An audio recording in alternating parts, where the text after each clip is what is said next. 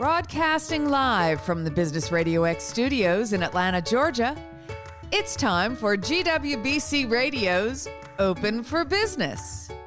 Now, here's your host. Lee Cantor here, another episode of GWBC Open for Business, and this is going to be a good one. Today we have with us Bernadette Harris with By the Book Accounting. Welcome, Bernadette. Thank you, Lee. Thank you for having me. Well, before we get too far into things, tell us about By the Book Accounting. How are you serving folks? So By the Book Accounting is a tax and forensic accounting firm. It is based in Atlanta, but our clients are actually all over the country. And I think we have a few clients that live abroad. And since 2001, we have been serving clients in multiple ways. One is tax preparation. So we work with individuals, helping them to file accurate tax returns. And we also work with business owners on the tax prep side. But the bigger part of what we do is working with small businesses and helping them to make sure that they've set up their businesses the right way and they've set up their businesses to last. And so that can include as much as creating accounting systems from the start, a way to track your income and expenses, whether it's QuickBooks or Excel. We also teach business owners as they're growing their businesses how to protect themselves from fraud. That's where the forensic accounting comes in. And in the unlikely event that a person is a victim of fraud, we investigate those cases from the financial side. So now, how did you get into accounting? Was that something as a child you were always drawn to, math and numbers and business? You know, Lee, my story is very interesting because, I have always been really good at math, but it didn't equate to accounting for me.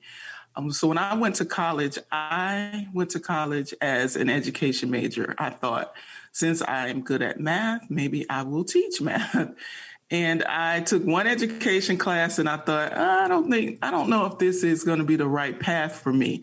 And my college algebra professor, she said, well, why don't you try accounting? You're really good at math.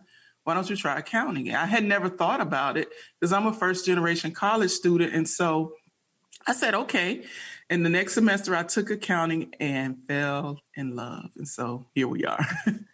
And that's a great example of how a person on your journey, it could be kind of a semi-random person, can really propel someone in a new direction and open their mind to things that they hadn't considered. Yeah, and I think that's also, it speaks to the importance of really good teachers and teachers who are teaching because they love it. I think that the teaching part wasn't far off because I still get to teach in what I do. I just do it in a different way. And when you have teachers along the way who are planting positive seeds, that makes the world a difference. So now, when you started out, were you always kind of going after this entrepreneur and small business niche, or was that something that just evolved over time? Absolutely accidental.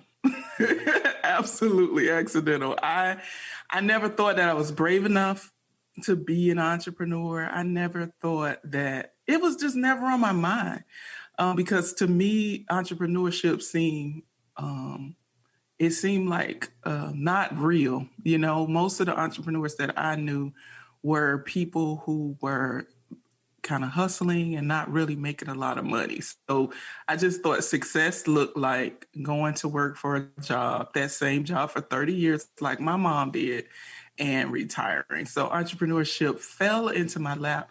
And I'm so grateful because it's been the best decision of my life.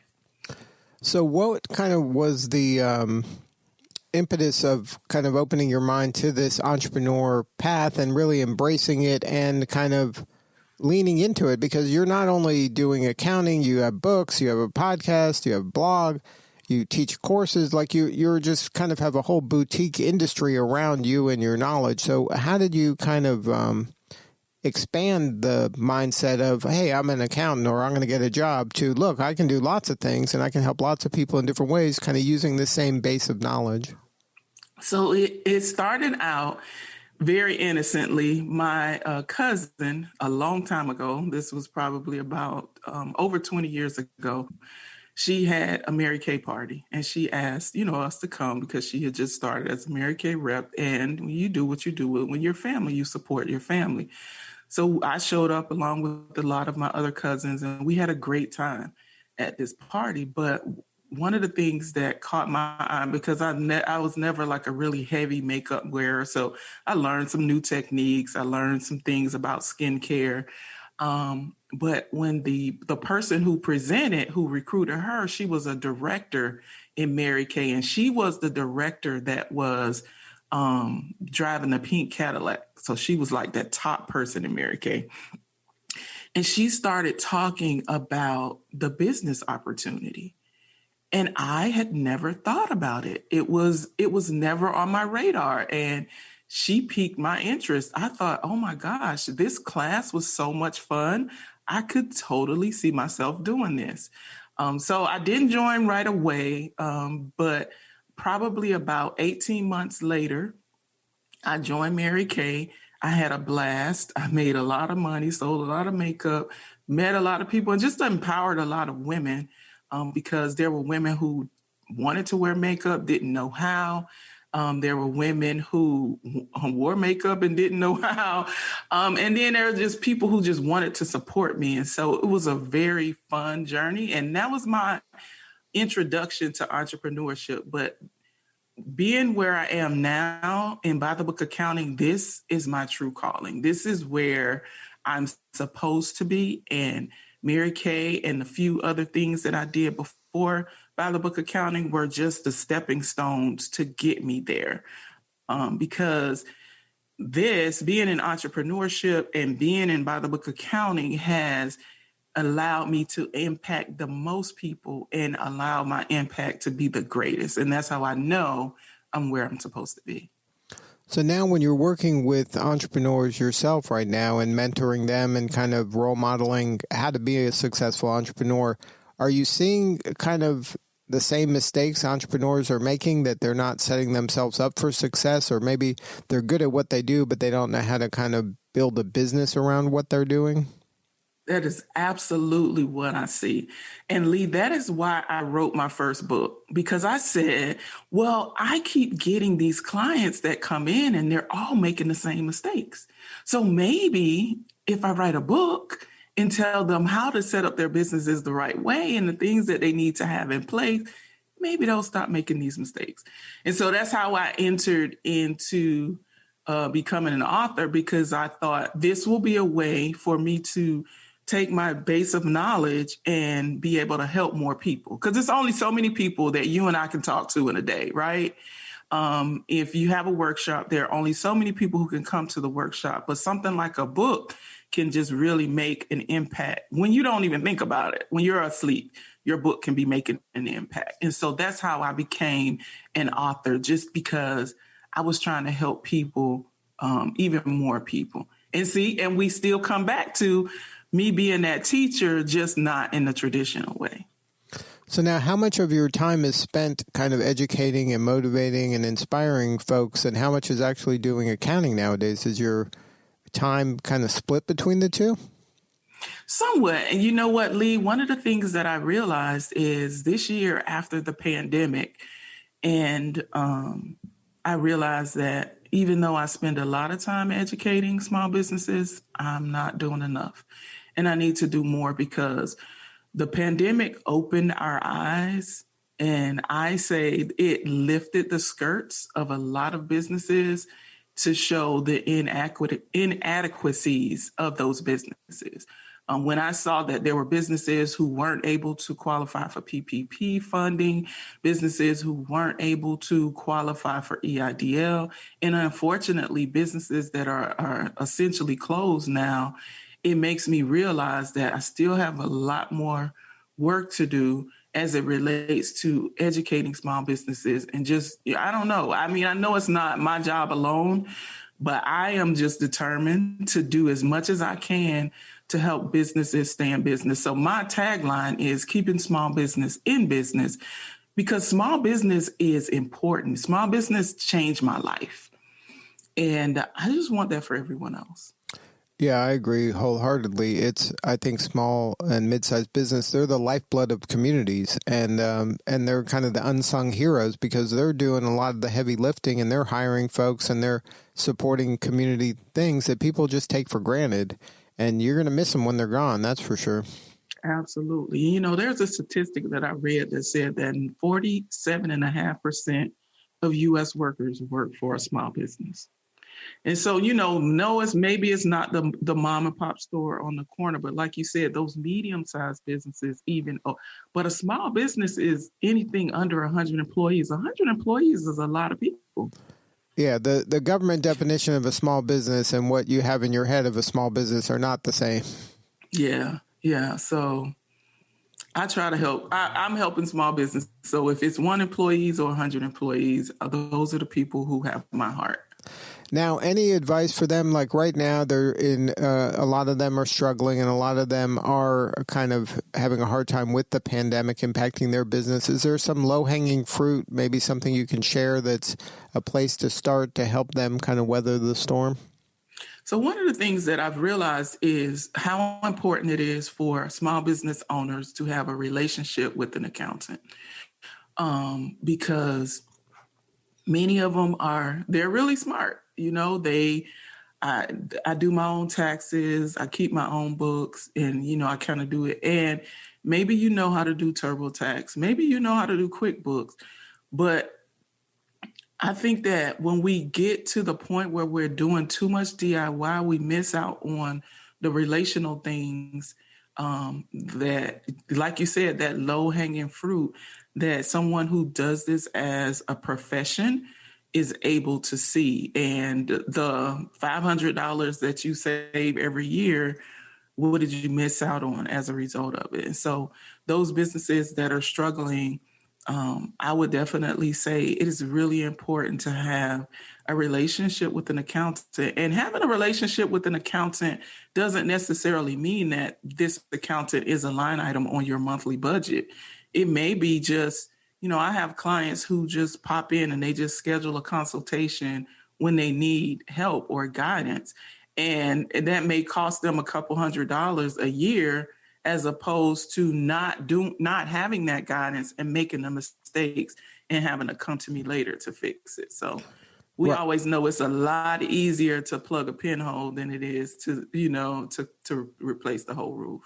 Right. And it's one of those things where it's an investment. I mean, hopefully you have a relationship with an accountant that's saving you thousands of dollars and costing you hundreds of dollars, and not vice versa. Yeah, the benefit should always outweigh the cost. Yeah, it's not an expense in my book. It's an investment. Now, I agree. Tell us about your involvement with GWBC. Why did you choose to join that association, and why has it been important to you?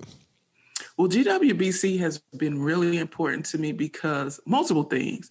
There's the opportunity to network with like-minded business owners. And so that is so critical because entrepreneurship can be lonely sometimes, especially if the people who are close to you, they're not entrepreneurs. They don't get it. They may rah-rah you as much as they possibly can, but if you are not an entrepreneur, you don't get this. You can't get it by looking in. And so being a part of GWBC and being able to network and connect with business owners that are like me it's been out of this world. One of the biggest things that GWBC has helped me with is this year I was accepted into the Mentor Protege program. And in that program, they match a GWBC member with a corporate member, and the corporate member serves as a mentor to the protege. And let me just tell you, like, having access to someone who works in corporate America and them being able to impart things on you to help you grow your little small business has been tremendous. And so as a result of I've been working with my mentor, and even though this year looks a lot differently because we haven't met in person, we've been doing video meetings and things and over the phone, But working with my mentor this year, one of the things that I said that I wanted to do was to grow and scale my business. Well, we over the couple of months that we've been working together, he's helped me to put together a plan to be able to hire a virtual employee and feel very confident about it. And so my new employee starts in a couple of days, and I'm just excited about the fact that I've been able to do it, because I had a lot of anxiety around that lead, let me just tell you. And so to get over that anxiety and just get to the point of excitement, and I can't wait to be able to, be able to bring somebody else on so that they can help me with that accounting piece, Lee, so that I can focus a little bit more on the educating part. It's amazing. So I know that was a long answer, but I really felt that. Well, I think that it's a great testament to you as a lifelong learner, and you spend so much of your time and energy historically in teaching other people, that you're open to be taught, and that to learn from others, that's a great quality for everybody, and that's a great lesson for leaders out there, that there's help, and don't be afraid to ask for help, and people want you to win. There's a lot of people out there that want you to win, so if you're in the right group, you can do anything. Yeah, I agree. I always say that there are more people for you than there are against you. And sometimes it's just you have to find your people. Right. You got to find your tribe. That's what Seth Godin, one of my favorite writers, says, is if you can't find your tribe, make your tribe.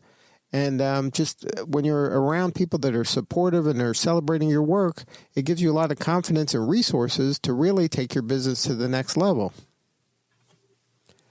Absolutely. So now, what's next for you? What could we be doing to help you in your journey? I know you got your podcast that's going on that I guess started recently, and then your blog is a lot of information. Your courses are out there, your books, and I'm sure you're looking for clients. What can we be doing to help you? So absolutely, I'm definitely. So now that I have a new employee and I've essentially doubled my capacities. So we're definitely taking on new clients. So this is individuals as well as small businesses who need help with tax preparation, who I love working with small businesses, and my absolute sweet spot is working with them when they first get started. So if you're just getting started with your business, I love working with you to make sure that you're doing things right from the start. The businesses that take advantage of those services usually last a little bit longer, and the business owners enjoy it a little more. And so new clients, of course, we're always open for that. And so I always tell people, go to my website, buythebookaccounting.com, schedule a discovery call, and let's see if we're fit. And if we are, I'd love to work with you. As you mentioned, Lee, I'm also a podcast host, and this is a passion project of mine. It is a project with my daughter and myself. And we started the podcast in July of 2020. July 1st, actually, is when our first episode dropped. And it's a weekly podcast where we just talk about the good, the bad, and the ugly in entrepreneurship. And the really cool thing about the podcast is we talk about entrepreneurship from two different generations of entrepreneurs, because I am a first generation entrepreneur, and then my daughter is now a budding entrepreneur. So it's a really cool conversation between the two of us, and it gives you an opportunity to kind of see me outside of the boardroom. So you get to see me and my personality, and also you can kind of overhear the relationship that I have with my now adult daughter. So those are some ways that, the podcast is called The CEO Launch. We're on all major platforms. So follow us on social media and subscribe wherever you listen to podcasts. Good stuff. Well, congratulations on all your success, and you're doing important work, and we appreciate you. Thank you. Thank you. I appreciate being here. All right. This is Lee Cantor. We will see you all next time on GWBC Open for Business.